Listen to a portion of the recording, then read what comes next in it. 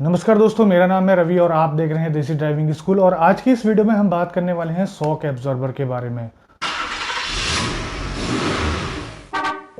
I'm like blind.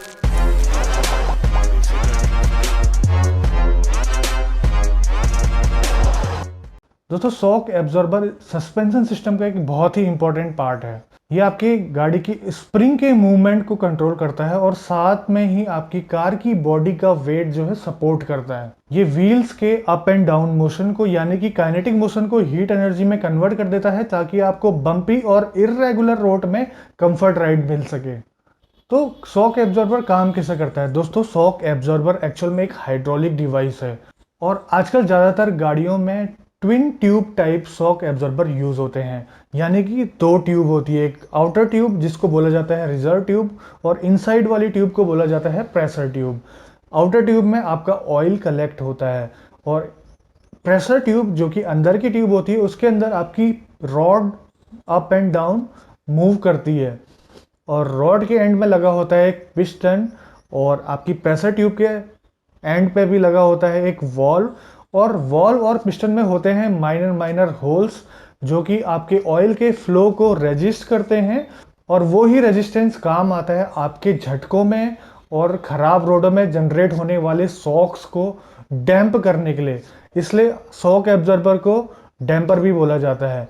और जितने ज़्यादा मोशन होगा, मतलब कि जितनी स्पीड में आपका अगर मोशन होगा आपके व्हील्स का, उतनी स्पीड में आपकी रॉड मूव करेगी और उतनी ही वो रेजिस्टेंस इंक्रीज होता जाएगा। दोस्तों, स्प्रिंग के बिना शॉक एब्जॉर्बर कुछ भी नहीं है। स्प्रिंग जो है, चाहे वो लीफ स्प्रिंग हो चाहे वो कॉइल स्प्रिंग हो, वो आपकी बॉडी का वेट कैरी करता है। दोस्तों, अगर गाड़ी में सिर्फ स्प्रिंग होती तो गाड़ी हमेशा बम्प करती रहती, क्योंकि स्प्रिंग कंप्रेस तो हो जाती है लेकिन उससे ज़्यादा फोर्स से वो वापस भी आती है। तो शॉक एब्जॉर्बर स्प्रिंग के इसी अनकंट्रोल मोशन को कंट्रोल करता है। और दोस्तों, एक चीज़ आपने ऑब्जर्व करी होगी कि गाड़ी के आगे वाले हिस्से में शॉक एब्जॉर्बर कुछ अलग टाइप का होता है, जिसमें कि स्प्रिंग और शॉक एब्जॉर्बर एक साथ लगे होते हैं।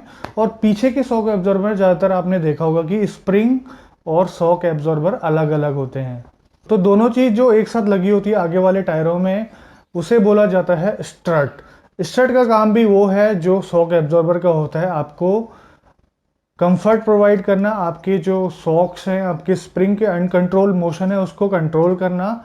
उसके साथ साथ उसकी और भी कुछ खासियत है, जैसे कि वो काफ़ी लाइट वेट होता है और कम जगह लेता है। तो आगे वाले टायरों में जहाँ पर इंजन होता है तो आपने देखा ही है वहाँ पर ज़्यादा स्पेस नहीं होता है, इसलिए इसलिए स्ट्रट को आगे यूज़ किया जाता है। और दूसरी चीज़ जो आपके स्ट्रट बेयरिंग है और नीचे के जो जॉइंट्स है उसके बीच में एक पूरा स्ट्रक्चर का काम करता है स्ट्रट। और दूसरा, उसमें कैपेबिलिटी ये भी होती है कि वो स्टीयरिंग के साथ मूव कर सके। जैसे आपके व्हील्स टर्न करते हैं उनके साथ में वो टर्न भी हो जाता है। दोस्तों, आपने सुना होगा कि आजकल सभी गाड़ियों में gas charge shock absorber use किए जाते हैं। गैस का क्या फ़ायदा है, वो कौन सी गैस है, वो मैं आपको बताऊंगा। दोस्तों, शॉक एब्जॉर्बर के अंदर इंसर्ट करी जाती है नाइट्रोजन गैस।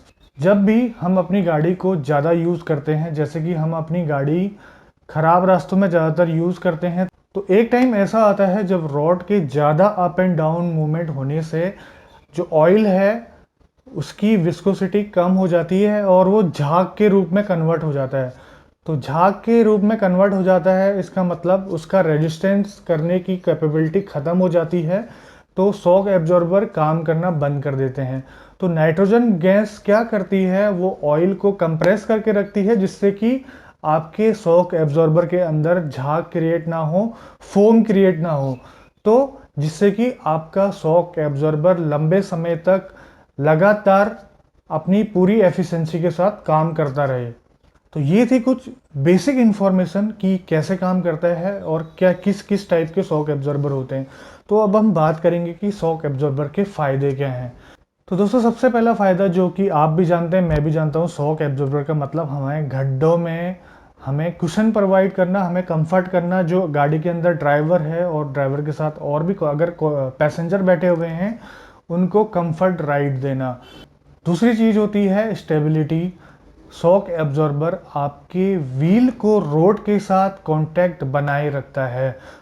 कोई भी रोड बिल्कुल फ्लैट नहीं होती, थोड़ी बहुत इरेगुलरिटीज होती है रोडों में, और उसी में आपका शॉक एब्जॉर्बर आपकी गाड़ी के टायर्स को रोड के साथ कांटेक्ट करा के रखता है, जिससे कि हमारी हैंडलिंग प्रॉपर हो जाती है। अगर शॉक एब्जॉर्बर खराब होगा तो आपकी गाड़ी का व्हील्स कुछ इस तरीके से चलेगा, जिससे कि आपकी हैंडलिंग और गाड़ी की कंट्रोलिंग में बहुत ज़्यादा असर पड़ेगा।